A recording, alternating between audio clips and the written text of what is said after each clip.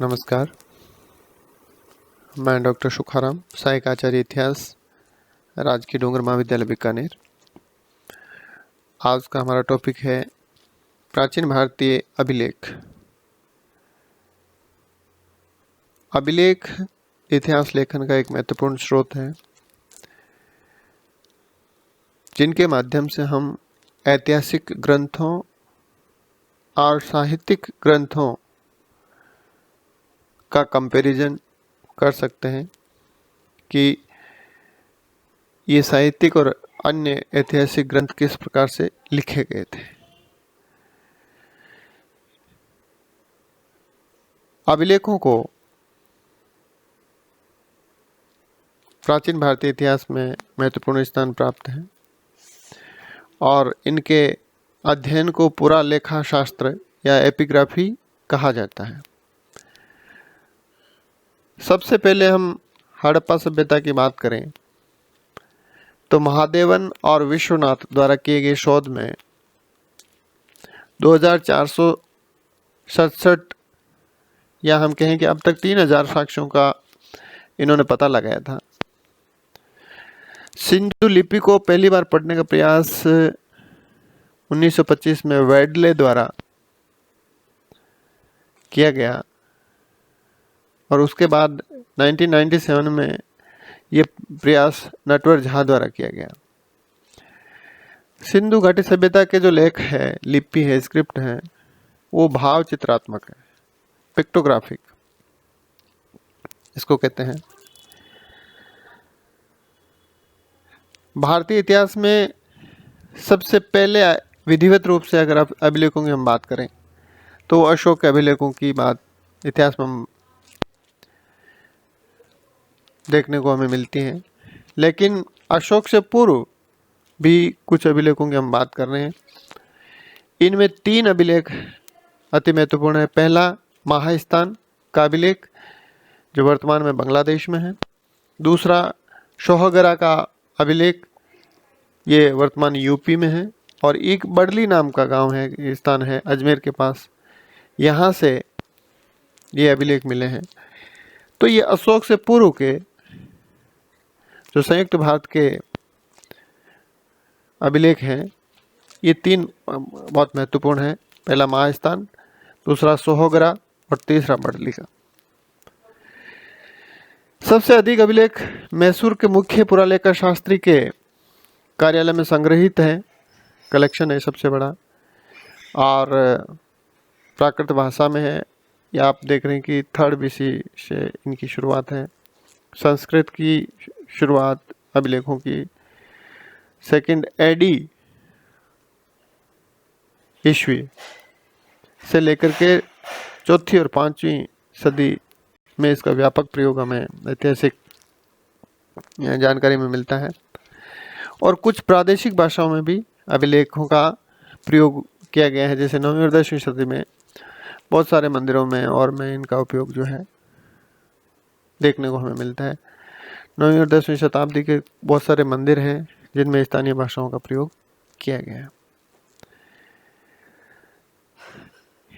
Corpus इंस्क्रिप्शनम इंडिकेरम, इसमें मौर्य, मौर्योत्तर और गुप्त काल के अधिकांश अभिलेख इस पुस्तक में, ये ग्रंथमाला के रूप में संकलित किया गया है।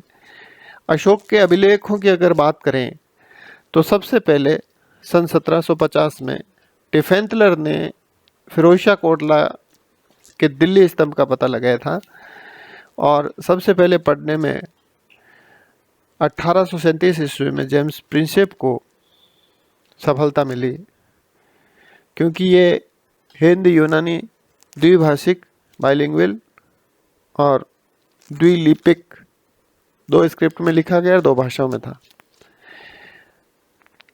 ये द्विभाषीय और द्विलिपिक सिक्कों के आधार पर सबसे पहले जेम्स प्रिंसेप ने अशोक के अभिलेखों को पढ़ा था। ये क्वेश्चन बहुत महत्वपूर्ण है, बहुत बार पूछे जाते हैं कि अशोक के अभिलेखों को पढ़ने में सबसे पहले सफलता किसको मिली या किसने पढ़ा था।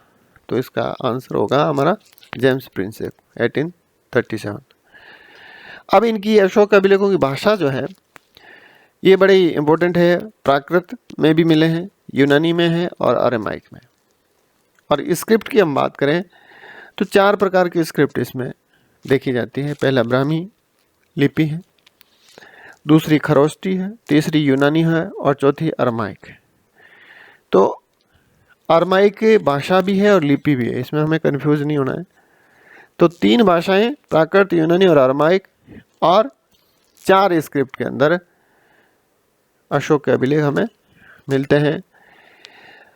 येरागुड्डी एकमात्र ऐसा अभिलेख है जिसमें बॉस्ट्रोफेदन स्टाइल का प्रयोग किया गया, यानी पहले लेफ्ट से राइट, फिर राइट से लेफ्ट, तो इस तरह से लिखा गया है। इसको बॉस्ट्रोफेदन मेथड या बॉस्ट्रोफेदन स्टाइल कहा जाता है। कुछ अभिलेख हैं जिनमें अशोक के नामों का जिक्र किया गया है, मास्की, गुर्जरा और निट्टोर। ये ऑब्जेक्टिव मल्टीपल चॉइस में बहुत पूछा जाता है, आरएस प्रीलिम्स और यूपीएससी के और दूसरी पीएससी के एग्जाम में, कि अशोक का किस अभिलेख के अंदर उसके नाम का वर्णन है या उल्लेख है। तो हमें मास्की, गुर्जरा और निट्टोर, ये 3 अभिलेखों के अंदर इसके नाम मिलते हैं। इसके बाद हम कुछ अन्य अभिलेखों की बात करें। खारवेल का हाथी गुम्फा अभिलेख, इसकी भाषा प्राकृत, ये चेदी वंशीय शासक खारवेल की उपलब्धियों का वर्णन है इसमें। और उत्तर भारत के नंद वंश का कलिंग पर अधिकार था, इस तथ्य की जानकारी खारवेल का हाथी गुम्फा अभिलेख हमें देता है। खारवेल द्वारा पराजित शासक दिमित, बृहस्पति मित्र और सातकर्णी का उल्लेख भी इसमें मिलता है। खारवेल द्वारा त्रिमिर देश संगठन को परास्त करने की बात कही गई है। और खारवेल जैन धर्म का अनुयायी था, अतः इस अभिलेख का प्रारंभ जैन मंत्र से किया गया। तो ये अभिलेखों से हमें बहुत सारी ऐतिहासिक जानकारियां मिलती हैं। दूसरा महत्वपूर्ण अभिलेख है रुद्रदमन का जूनागढ़ अभिलेख। इसकी तिथि 72 शक संवत है, यानी 150 एडी। भाषा संस्कृत है। चंद्रगुप्त मौर्य का सौराष्ट्र में एक राष्ट्रीय शब्द प्रांतीय शासक गवर्नर के लिए प्रयोग किया गया है। वहाँ पे पुष्य गुप्त जिसका नाम था द्वारा एक झील बनाई गई थी जिसको सुदर्शन झील के नाम से जाना जाता है, और इस झील के निर्माण का उल्लेख इसमें किया गया है। अशोक के समय सौराष्ट्र के राष्ट्रीय तुषास्प, ये ग्रीक था, द्वारा सुदर्शन झील व बांध का विस्तार किया गया था, इसका भी वर्णन इसमें किया गया है। महाक्षत्रप रुद्रदमन के समय में बांध का पुनर्निर्माण करवाया गया, इसका भी उल्लेख इसमें मिलता है। जूनागढ़ में 3 शासकों के लेख हम देख रहे हैं, मिल रहे हैं। अशोक का मिल रहा है, स्कंदगुप्त और रुद्रदमन, तीनों के एक साथ।